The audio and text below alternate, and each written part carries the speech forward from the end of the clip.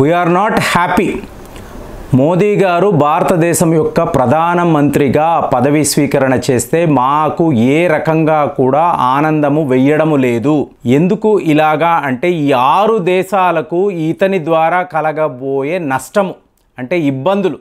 So దీన్ని ఊహించి దీనికోసం వీళ్ళు ఎన్నో రకాలుగా, ఇంకా మీరు చూసారనుకోండి స్పుత్నిక్ అని రష్యాకు సంబంధించిన ఒక న్యూస్ పేపర్, సో అందులో ఒక ఆర్టికల్ వచ్చింది, ఇన్విజిబుల్ హ్యాండ్స్ అని చెప్పి, అంటే భారత్లో జరగబోతున్న లోక్సభ ఎన్నికలను ఎలాంటి ఇంటర్ఫియరెన్స్ ఉండాలి అని చెప్పి ఈ ఆర్టికల్లో వాళ్ళు రాశారు. నేను ఆల్రెడీ ఒక వీడియోలో మాట్లాడాను. మనము రష్యా యొక్క రక్షణ కవచములో ఈ ఎన్నికలను నిర్వహించాము.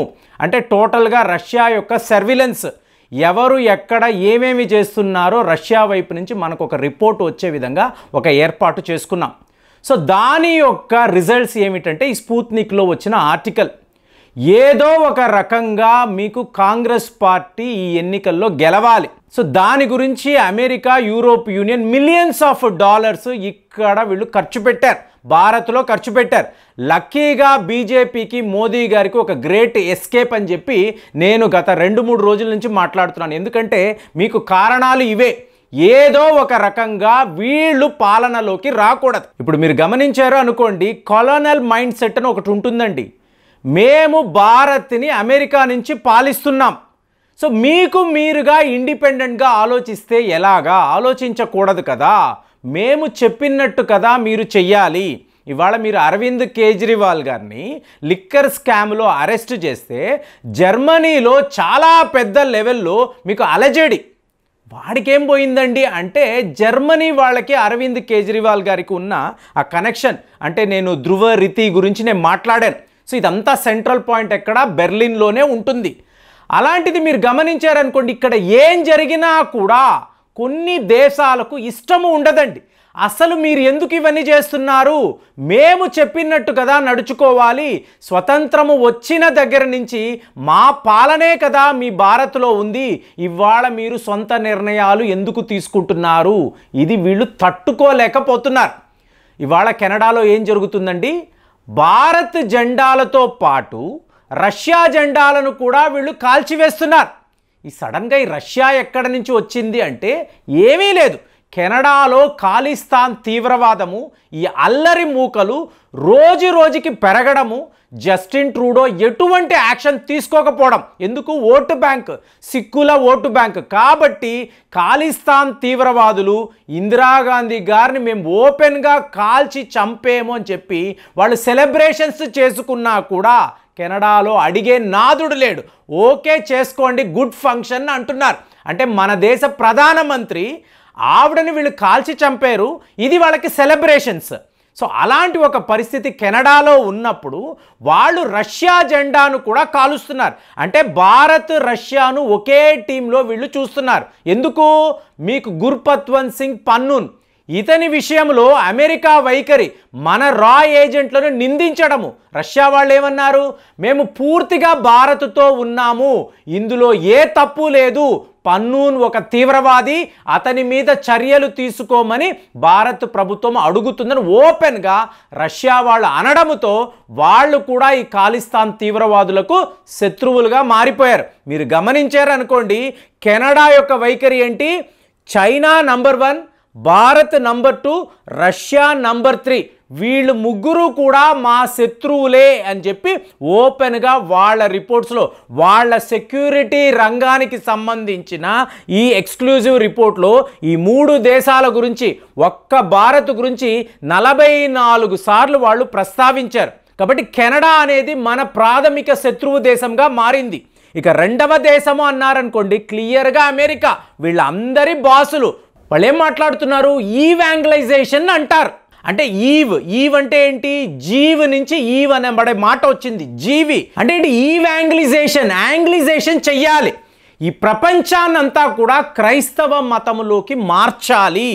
ఇదే మన టార్గెట్. అమెరికా ఎప్పటి నుంచో ఆలోచిస్తుంది. డాక్టర్ బెల్లీ గ్రాహం అంటారు, ఈయనే అంటాడు, హోల్ వరల్డ్ షుడ్ బి ఈవాంగలైజేషన్ అని చెప్తారు.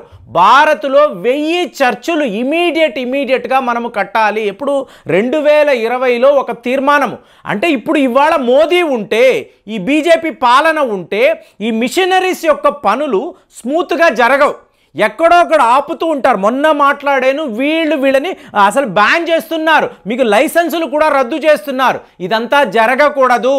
మొత్తము భారత్ క్రైస్తవ దేశముగా మారాలి, యావత్తు ప్రపంచం క్రిస్టియానిటీ వైపు వెళ్ళాలి అనేది వీళ్ళ ఎజెండా. మోదీ ఉంటే ఇది జరగదు. కాబట్టి అమెరికా మోదీ పైన ఎన్నో కుట్రలు పన్నుతూ ఉంటారు. ఏదో ఒక రకంగా ఇతని యొక్క పాలనను వీళ్ళు ఆపాలి అనుకుంటారు. లేదా కుదిరితే కాంగ్రెస్, యూకే కాంగ్రెస్ అంటాము, యుఎస్ కాంగ్రెస్, ఇండియా కాంగ్రెస్, అంటే ఈ ప్రపంచంలో కాంగ్రెస్ పాలన ఉండాలి, అంటే విదేశీయ పాలన ఉండాలి అనేది వీళ్ళ ఎజెండా. ఇలాగ మనకు అమెరికా చాలా పెద్ద శత్రువు అన్నది మనం గమనించాలి. మనతోనే ఉంటాడు, మీరు గ్రేట్ డెమోక్రసీ అంటాడు, మీ యొక్క ఎక్స్పోర్ట్స్ అద్భుతము, జీడిపి అద్భుతము, మీరు ఒక గ్లోబల్ పవర్ అన్నీ మాట్లాడతాడు. లోపల మాత్రము ఎక్కడ లేని కుళ్ళు కుతంత్రాలు, ఏదో ఒక రకంగా ఈ దేశాన్ని మనము చిన్నా భిన్నము చెయ్యాలి అని చెప్పి అమెరికాలో ఎన్నో కుట్రలు. తరువాత చూసారంటే ఆబ్వియస్లీ చైనా, అంటే చైనా ఎక్కడెక్కడ వ్యాపారాలు చేస్తున్నారో, వాళ్ళు ఒక దేశాన్ని కంట్రోల్ చేయాలనుకుంటున్నారు, ఆ ప్రాంతంలో ఆ దేశంలో ఇవాళ భారత్ ఉంది. ఇది మీరు వ్యాపారము అనండి, లేదా ఆ దేశానికి చేయాల్సిన సహాయం. చైనా వాడు డెట్ ట్రాప్లో పడేస్తాడు, మనము వాళ్ళకి ఆర్థికంగా సహాయం చేసి వాళ్ళని నిలబెడతాం. ఇలాగ చైనాకు గట్టి పోటీగా భారత్ మారింది. అలాగే మీరు చూసారు అనుకోండి, వన్ చైనా ప్రిన్సిపల్ అని మాట్లాడతాడు మోదీ గారు. ఏం మాట్లాడుతున్నారు?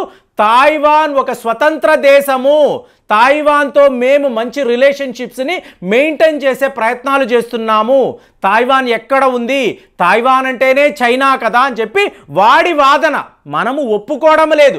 2020 నుంచి తాయివాన్ ఒక ఇండిపెండెంట్ కంట్రీ అని చెప్పి మనము అంటే గ్లోబల్ సౌత్ని అంటారు చూసారా, గ్లోబల్ సౌత్ యొక్క మీకు మేజర్ వాయిస్గా ఇవాళ భారత్ నిలబడము చైనా వాడు తట్టుకోలేకపోతున్నాడు. ఇక ఫోర్త్ కంట్రీ అంటారా, వాడి జూనియర్ పార్ట్నర్స్.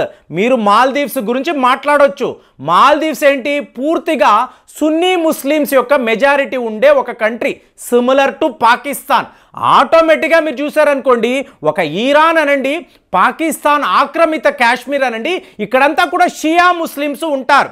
సో సున్నీ ముస్లిమ్స్ వీళ్ళని అప్రెస్ చేయాలి, ఏదో ఒక రకంగా వీళ్ళని అణగదొక్కాలి అనే ప్రయత్నాలు చేస్తూనే ఉంటారు. సో వీళ్ళని ఎదిరిస్తూ షియా ముస్లిమ్స్కి సపోర్ట్గా భారత్ నిలబడడం, ఈరాన్తో పాటు నిలబడడం, ఇది ఏ ఒక దేశము కూడా ఒప్పుకోదు.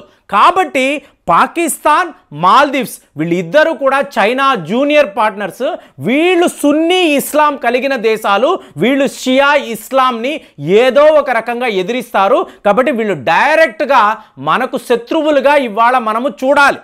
తరువాత మీరు చూసారనుకోండి టర్కీ, వీళ్ళు ఒకవైపు క్రైస్తవుల పట్ల చాలా దారుణంగా ఓటమన్ సామ్రాజ్యం అని చెప్పి మీకు అర్మీనియాలో ఉండే క్రైస్తవులను ఎన్ని రకాలుగా వీళ్ళు ఇబ్బందులు పెట్టారు అంటే, అట్ ది సేమ్ టైం మీరు చూసారనుకోండి ఇదే ఇస్లాం మైనారిటీస్, కుర్దిస్తాన్ అంటాం. కుర్దిస్తాన్ అంటే పూర్తిగా ఇక్కడ నివసించే వాళ్ళు మన భారతీయులేనండి.